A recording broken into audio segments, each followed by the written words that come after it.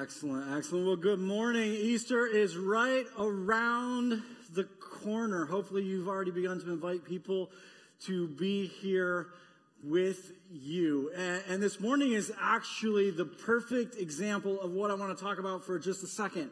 Because if you look around this room, you will see there are not very many seats left in here. Okay? Now, on Easter morning, we are expecting right around 2,000 people will be here for Easter this year. So that means we need your help. Jesus has taught us to look at other people as more important than ourselves. In Philippians 2, it says you need to think the way that Jesus thought. Take on the mindset of Christ, that he became a servant. So on Easter, I'm going to ask you to serve our guests. And one of the best way that you can do that is not to show up for this service.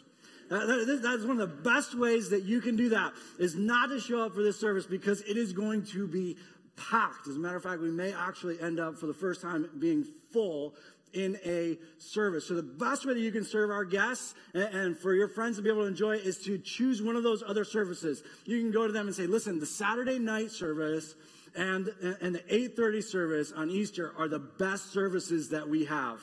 Okay, and here's what I promise you. I promise you I will work very, very hard to make those the best services that we have.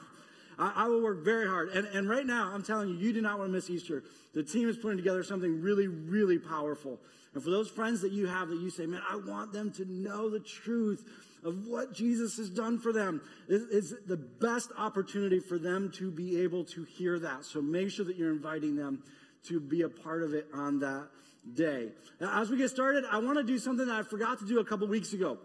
A couple weeks ago, we celebrated our 10-year anniversary here at Hoboken Grace, and I meant to do something, and I forgot to do it. I want to record you saying thank you to all of our partners who made this possible. There are people all over the country who gave and served in all sorts of different ways in order for Hoboken Grace to become a reality. So I want to give you the chance to be able to say thank you to them. Okay? I'm going to record it from up here. It's not going to be anything fancy. I'm just going to record it on my phone.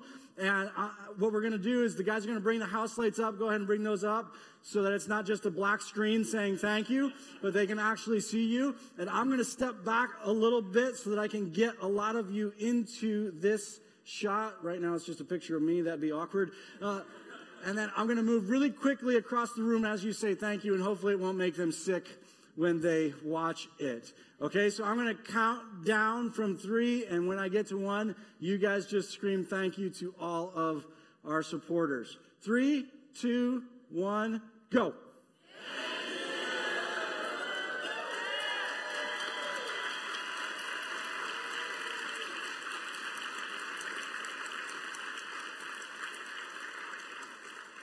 Excellent, excellent. Don't call me, okay? As we go into today, I'm incredibly excited to be back. I've been in Sierra Leone, and yes, I am a couple shades darker than I was before. We have a team that went to California this past week. We have a team that's in Puerto Rico right now. Everyone who went on those trips is going to be a couple shades darker than you, but I told you to go on a missions trip in October. So you're just going to have to live with it. Now, obviously, that's not why we go. This past week was amazing. It was powerful to be able to be there in Sierra Leone. We work with an organization called Enable the Children, and they are the only physical therapy group for special needs kids in the entire country. And they move into these situations where these kids who are usually left for dead, or oftentimes if they're not left for dead, their families are ostracized by the community because they're viewed as demon-possessed, or they look at things like autism and they think it's contagious, and so these kids are pushed to the side and forgotten about. And this organization comes in and helps to educate communities on what's actually happening and what autism and Down syndrome and cerebral palsy really are. And this past year going back, it was really powerful because you can see the change that's happening in the communities. You can see the change that's happening in the families. You can see the change that's happening on the team. And just being there for 3 years, the progress that they're making is phenomenal. It's amazing. And I told the team, because sometimes when you're in the midst of it, you can't see the progress. So sometimes when you're in the midst of it, you only see where you're not accomplishing what you hope to accomplish. And it's hard for you to be able to see the growth that's happening. And as coming in for this third year, it just blew me away. The team's getting stronger and better at what they do. Their capacity is continuing to increase. And it's just so exciting to think about what's possible and the impact that they're going to be able to continue to make, not just in those families' lives, not just in those communities' lives, but really in the country as a whole. And to be able to be a part of that is so powerful. And I tell you that, not just so you know what we are doing, but because you're part of that as well. And when you give, that part of what you give goes to that. We support them financially. Many of you sponsor children who are part of Enable the Children. And I want to let you know, man, they're doing a phenomenal job with those kids. And continue to support them and continue to partner with them in that way. It's exciting for us to think about going back again next year. And I just want to encourage you, if you're not currently signed up to go on a missions trip, it's such a beautiful way to be able to experience the truth of what it means to be a part of the church globally. This year we had the opportunity to bring several of our kids with us. And so my son went with us, and a couple other families brought their kids with them. And it was so cool to be there. And our kids are playing with their kids and becoming friends. It was a really powerful picture of the body of Christ. That we may be on opposite sides of the world, but we're still the same family. We may be on opposite sides of the world, and we may live in very different places, but we're still a part of the same family. We're on this mission together, and we got to encourage them with that.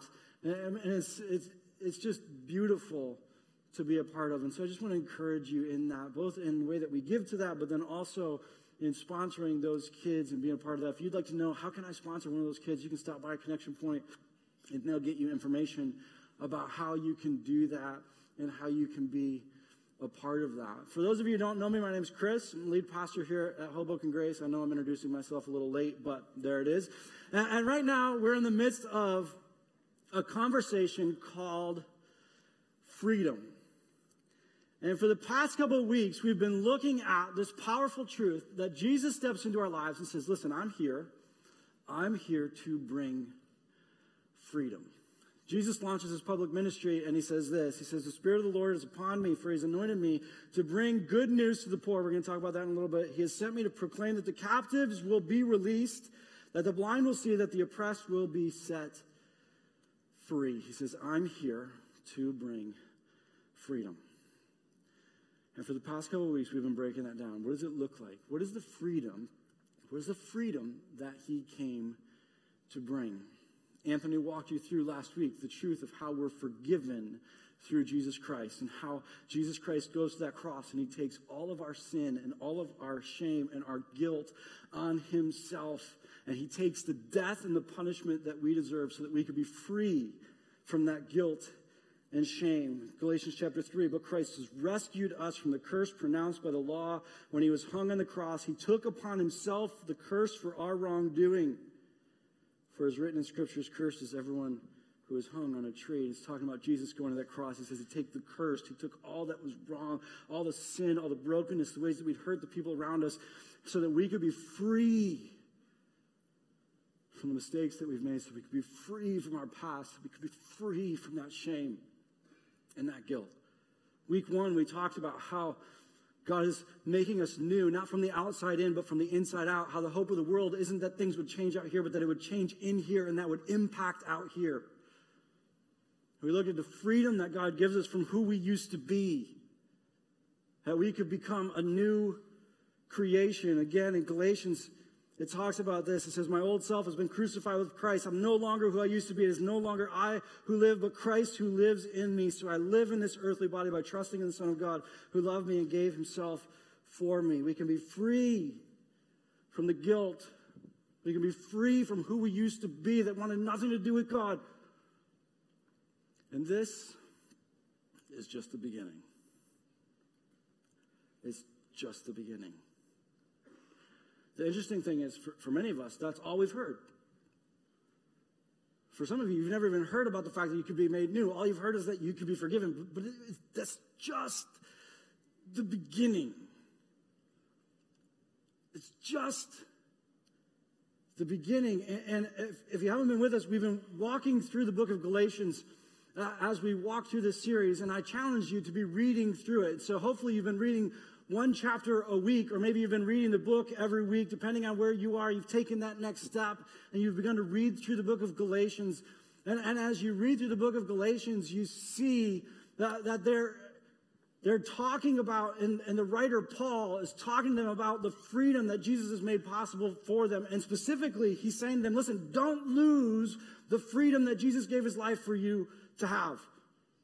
In Galatians chapter 5, he says, so Christ has truly set us free. Now make sure that you stay free and don't get tied up again in slavery to the law.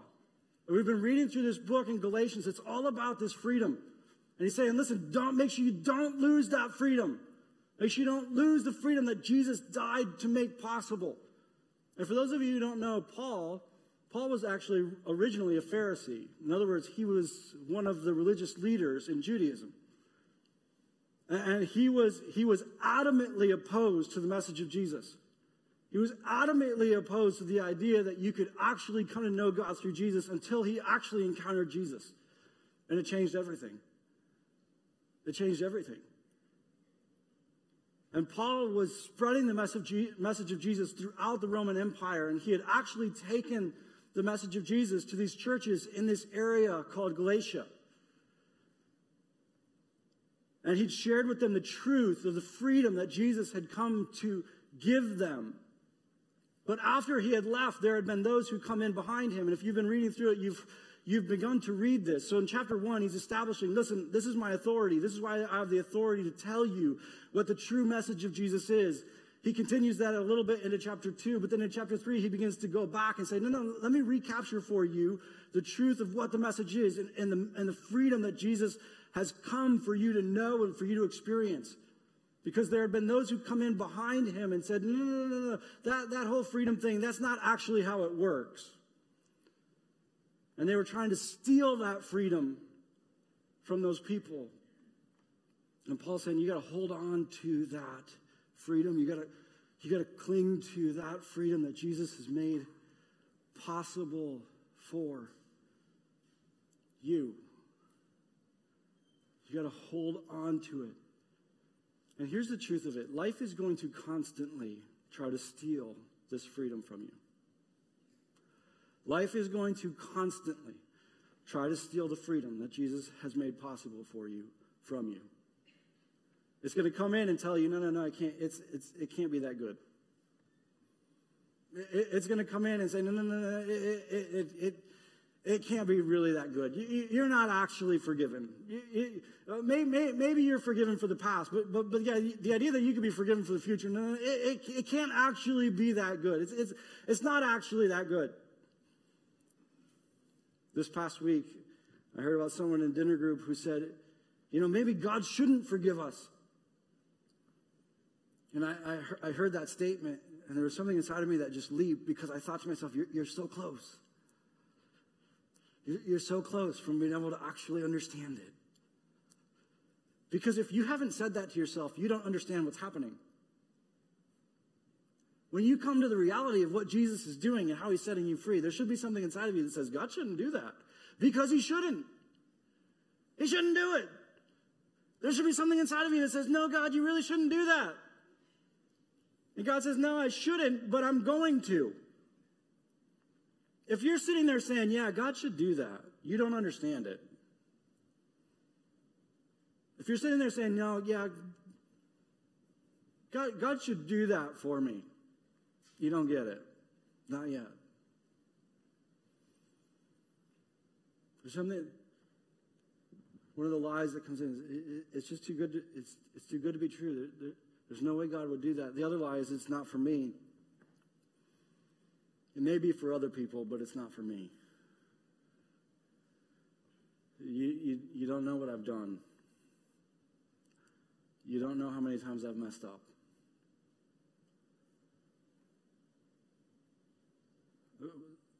I'm often in conversations where people will say to me, I'm just glad God gave me another chance. I look at them and I say, you don't understand. They say, what do you mean? I'm so excited God gave me another chance. And I look at them and say, God doesn't work on chances. God's not like, oh, you blew it, but I'm going to give you another chance. Get it right this time. Then you don't understand forgiveness. He's given you freedom from the chances thing.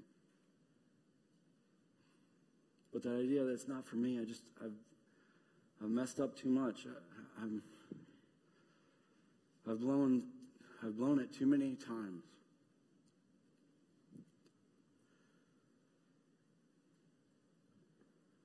Life's going to try to steal this freedom from you. Time after time after time. In all sorts of different ways. But one of the most powerful ways that it does that is that it steps in and says, oh yeah, this freedom thing is great. It's great, it's great, it's great, it's great. But it's conditional. Oh yeah, what Jesus did for you is amazing, and what Jesus did on that cross is great, and what you can know and experience in Jesus is great, but there are these things you have to get right in order to get that. But it's conditional. There are some conditions around that. If you've been reading through Galatians, you know this is exactly the lie that had entered the church in that area. Because after Paul had left, there were those who came in behind him and said, oh, yeah, what Paul taught you, that's all good. But there's these rules that you have to follow in order to get that. But there are some conditions that need to be met in order for you to get that. And there's this law thing that you have to follow. And if you follow the law, then you can get what Jesus made possible. But you have to follow the law to get that. Many of you, this is what you've been told about Jesus. That Jesus has this amazing thing for you, and that Jesus can forgive you, but there are these conditions, and you have to make sure you meet these conditions, and if you follow these conditions, then you can have that. It's exactly what had crept into the church in the region of Galatia, and these churches were beginning to buy into it. And it's a really easy lie to buy into. Because from the moment that you're born, you were born into a world that's conditional. From the moment that you were born into a world where you are loved and valued and accepted based on what you do. And the people around you love and value and accept you based on what you do. Your parents tried not to, or some of your parents tried not to. I try not to. I try not to love my kids based on what they do. But I like my kids more when they obey. I do. I like my kids more when they listen. And one of my kids listens better than the other two kids, and sometimes I like him more. We're not going to post this one online so they can't listen to it later on in their life.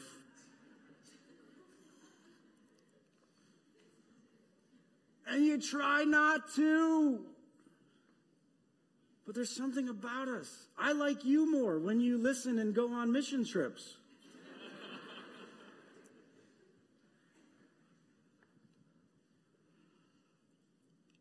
We live in a world that's conditional, so it makes sense that Jesus would be conditional. We were born into a world that's conditional. That makes sense that Jesus would be conditional. We live in a world that says you're valuable if you look a certain way. You're accepted if you have a certain title. If you have certain things. If you make it. if you're popular. Our entire world is conditional.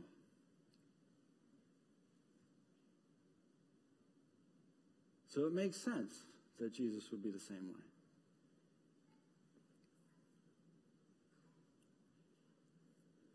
But that's not the message of Jesus.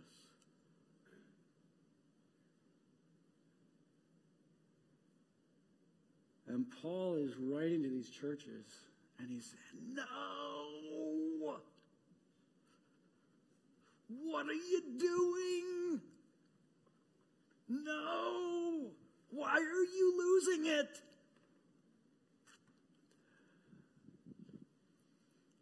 Because you see, Paul had taught them what Jesus' value system actually looks like. You see, Jesus steps into your life and my life, and he says, I'm going to value you because I love you and I created you. I'm going to value you because I love you and I created you. And I'm going to give my life for you because I love you and I created you. Now, make sure that you pay close attention to this, because there's another lie in this. There's another lie in this. And sometimes I hear people talking about what Jesus did, and they say this, and it makes me cringe a little bit. They say it like this. They say, Jesus thought I was worth it. That's what they say. Or God thought that we were worth it. God thought that I was worth it. And so he sent his son to die on the cross. That's not true. God didn't look at us and say, you're valuable. That is not what happened. God didn't look at us and say, you know what? You're worth it. God didn't look at you and Jesus and say, yeah, you're worth it. No, that's not. God didn't look at you and say, you're valuable. God looked at you and said, I'm going to value you. There's a very big difference between the two. God did not look at you and say, yeah, you're worth it. He said, no. I'm going to value you even though you're not worth it. I'll give you an example. There's a toy in my house that drives me insane. Insane. It is this stupid stuffed hamburger. Just me describing it to you lets you know why it drives me insane. Why do I have a stupid stuffed hamburger in my house? And not only that, it's a fair toy. We went to a fair a couple years ago, and my son played this game that everybody can win because you get a 5-cent stuffed hamburger for it. And he won this hamburger. It's not really even stuffed. I don't think there's anything in it. It is worthless. And every month, I try to throw that thing away. Every month, I secretly try to throw it away. I throw away a lot of things in our house. My sons regularly check the trash. Regularly.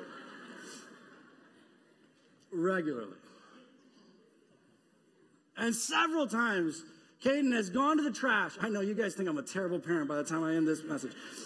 Several times, Caden has gone to the trash and said, Dad, why are you throwing away the hamburger? And I'm just honest with him. I'm like, because it's worthless. It's worthless. He says, yeah, but it's my hamburger. Oh, no.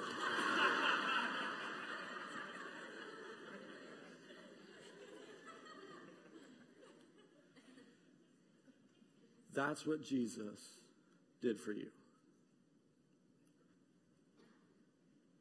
Caden knows it's not valuable, but it's his.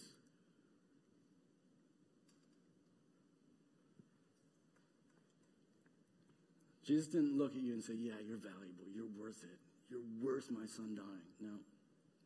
No.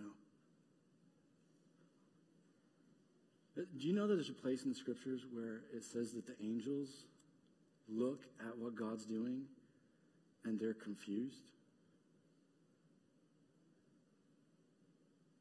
says they're astounded. And it's not just because of how amazing what God's doing is. It's because they look at us and they say, they're not worth it. Why do you care about them? Jesus didn't look at you and say, you're valuable, you're worth it. Yeah. No, Jesus looked at you and said, you're mine. And so even though you've destroyed what I created you to be, and even though you destroyed the world that I created you to live in, I'm going to value you.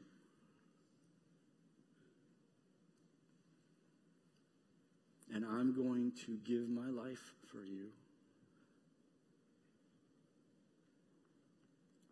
so that you can be forgiven. And I'm going to walk out of that tomb for you so that you can be made new. But it doesn't end there. It doesn't end there. And as Paul's talking to the Galatians about this, he calls them to the reality that the curse was taken for us. He calls them to the reality that, no, you've been made new. But then he calls them to the truth of where their value lies. Listen to what he says in Galatians chapter 3. He says, in the same way, Abraham believed God, and he's talking to them, listen, this is what Jesus has done for you, and this is what's possible because of Jesus. He says, in the same way, Abraham believed God, and God counted him as righteous because of his faith. The real children of Abraham, then, are those who put their faith in God. What's more, the scriptures look forward to this time when God would declare the Gentiles to be righteous because of their faith. God proclaimed this good news to Abraham long ago when he said, all nations will be blessed through you. So all who put their faith in Christ share the same blessing Abraham received because of his faith. Now let me break this down for you. For those of you who don't know, Abraham is the father of the nation of Israel. Literally all of the nation of Israel are Abraham's descendants. And God comes to Abraham and he says, listen, I'm going to make you into a great nation. And not only that, as it says in this passage, I'm going to bless the entire world through you. Now, the people who had come in after Paul, they were saying, listen, the reason that Abraham was valuable is because of what he did. Because of the fact that he followed the rules, because of the fact that he got it right. And Paul's writing them and he's saying, not only are they missing why you're valuable, they're actually missing why Abraham was valuable. Because he says, Abraham wasn't valuable because he got it right. Abraham was valuable because of the fact that he trusted God. Abraham was valuable because of his faith. And because of his faith, God counted him as righteous. And he says all of Scriptures was actually looking forward to when God was going to do this, not just for Abraham, but for all of us, where God was going to count us, or as he says in this passage, that he's going to declare them to be righteous. For those of you who don't know, righteous means good, holy, pure. He's going to declare them to be righteous. And he's calling them to this truth that he had taught them, He said, God values you, not just because he created you, not just because he died for you, not just because he rose for you, but because he has given you something. He has given you his goodness or his righteousness. He's talking about an exchange that took place on the cross. Anthony talked to you about the first half of the exchange last week, that God took our curse, that he took our sin, that he took our brokenness. But that's only half of the exchange. Last week, Anthony asked you a question. He said, why did Jesus have to die? Jesus had to die in order for God to be just, in order for God to be just in the way that he loved and cares for us. Somebody had to take the penalty. And he answered the question of why Jesus had to die in order for us to be forgiven, in order for us to be free of the guilt and the shame. But let me ask you another question. Why did Jesus have to live? Why did Jesus have to be born, and why did he have to live? Why couldn't he just come and die? Why did he have to live?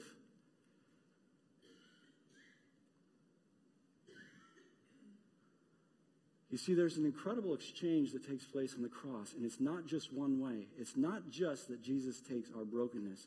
It's also that Jesus looks at us and says, you can have my goodness. And I lived in such a way that I kept all the rules, and I lived in such a way that I always loved. And I lived in such a way that I fulfilled everything that needed to be done. And I'm going to give that to you.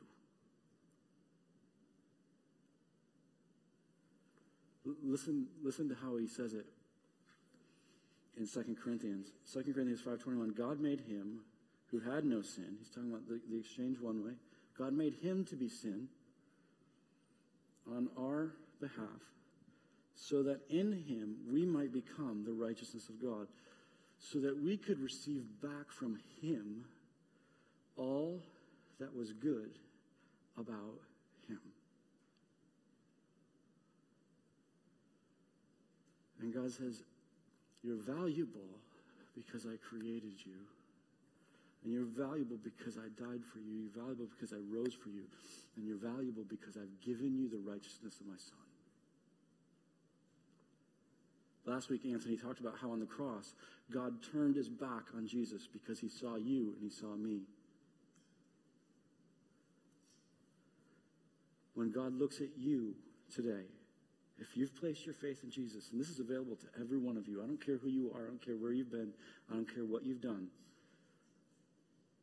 This message is not just for a few, this is for all of us. If you've placed your faith in Christ, when you accept what he's done for you, when Jesus and when the Father look at you, they see the goodness of Christ. He says, I've given that to you.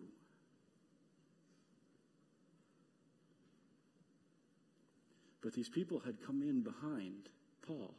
And Paul had taught them that. But these people had come in behind Paul and said, no. You got to get it right. You got to follow the rules. There's all these different things that you can do. And then you can have. And Paul's saying, stop. What are you doing? Why would you give up on the fact that, no, he gave it to you?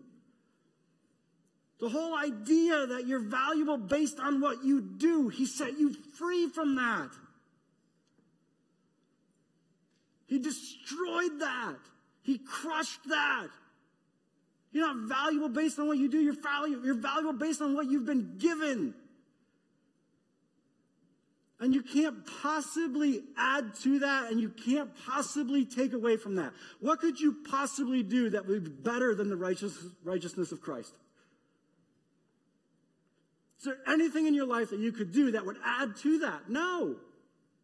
There's nothing I could do.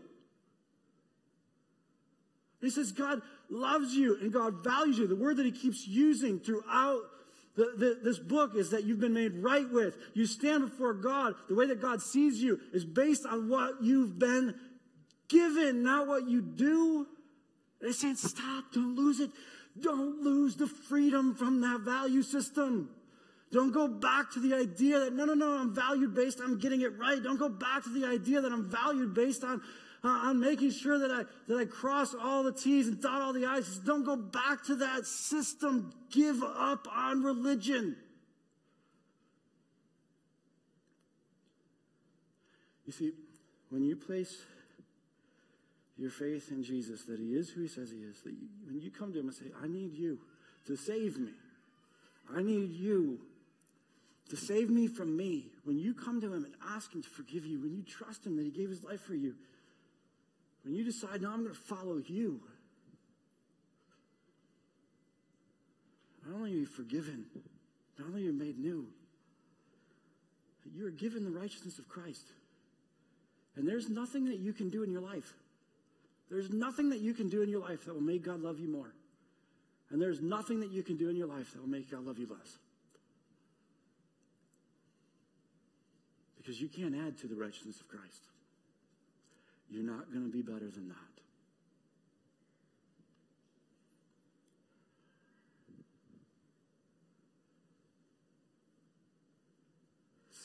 Just sit with that for a second. There's nothing that you can do that will make God love you more. And there's nothing that you can do that will make God love you less. Nothing.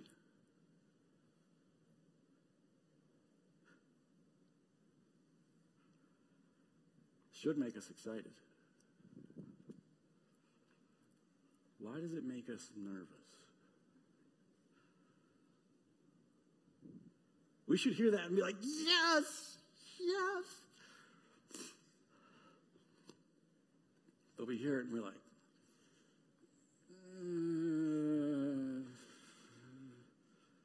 that doesn't sound right. That doesn't sound good.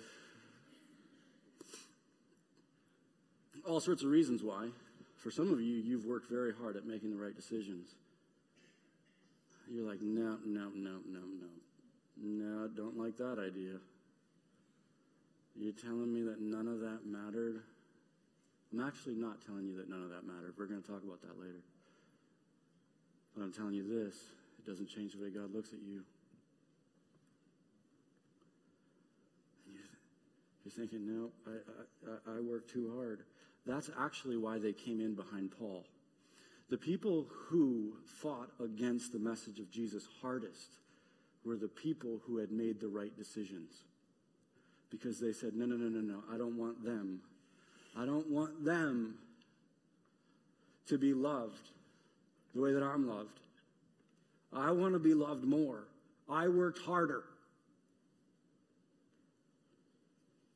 The people who have the hardest time accepting the message of Jesus is the self-righteous. It's those who say, no, I've earned it. I should get it and they shouldn't. Because I'm better than them. You don't actually say that out loud, but many of you believe that. You think, no, I should get it. I worked harder than they did. I made better decisions than they did. I'm a better person than they are. And so you continue to tell yourself that God is accepting you because of what you've done. Your life is miserable. You have no freedom. But you hold on to it because you don't want to let go. You don't just want to be valued, you want to be valuable. You want God to look at you and say, yeah, you earned it. You're lying to yourself about your goodness.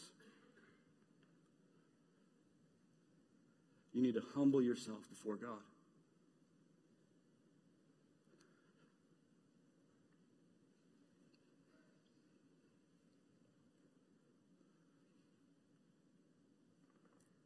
For some of us, we say, I don't like it because I've done so well. Others say, I don't like it because I don't deserve it. And it's hard. It's so hard to receive unconditional gifts. I had a mentor of mine. He wanted me to understand this so much.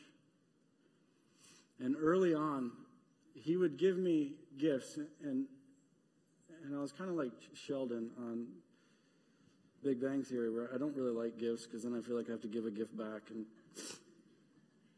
And he would give me these gifts, and I'd always feel like I have to reciprocate it. And so he just gave me so many gifts that I couldn't pay him back. And it made me miserable. He said, Chris, you have to learn how to be able to accept love. Accept what God's given you that you can't pay back. That you're not worth.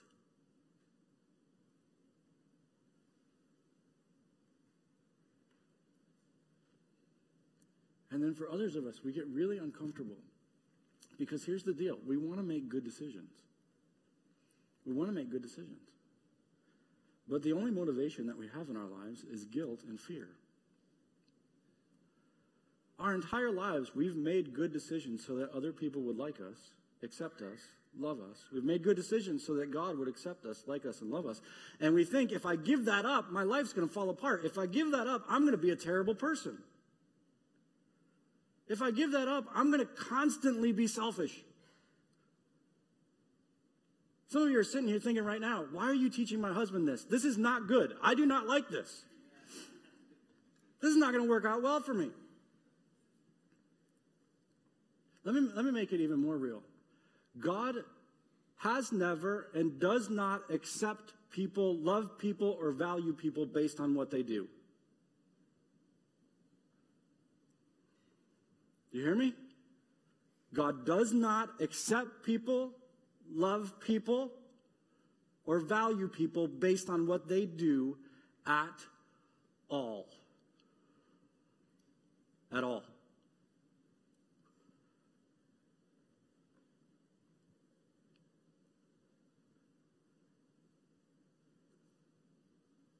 It's free.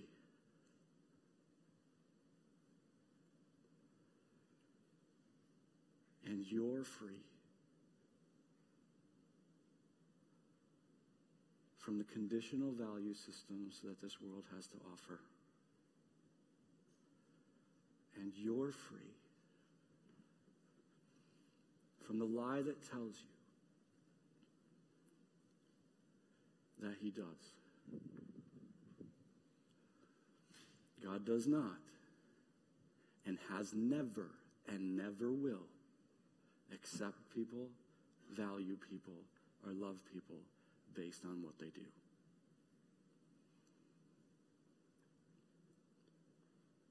It terrifies us. If that's true, then why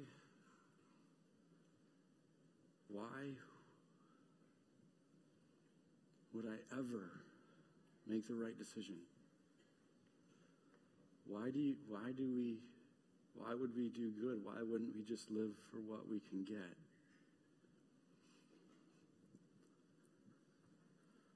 Let's talk about it next week. Will you pray with me? Father,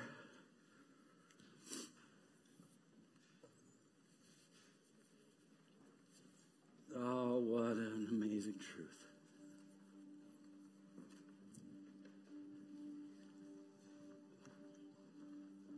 What a powerful truth. Oh, that we would believe it.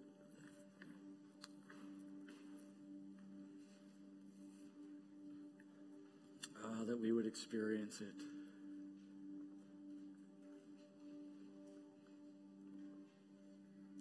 If you're here this morning, and this is the first time you've ever heard this, or maybe you've heard it,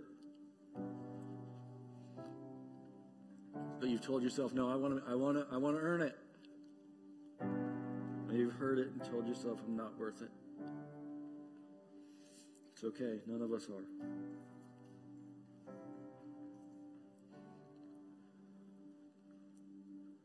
I want to invite you this morning to go to Jesus, to believe him that he's better than you thought, to go to him and to say to him, I want to be free. I want to be free. To trust him that he is who he says he is. That he is the Son of the Father, sent to bring you home.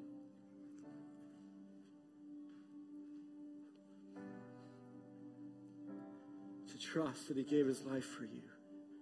That he walked out of that tomb for you. That he lived his life for you to be given his righteousness. For you to be free.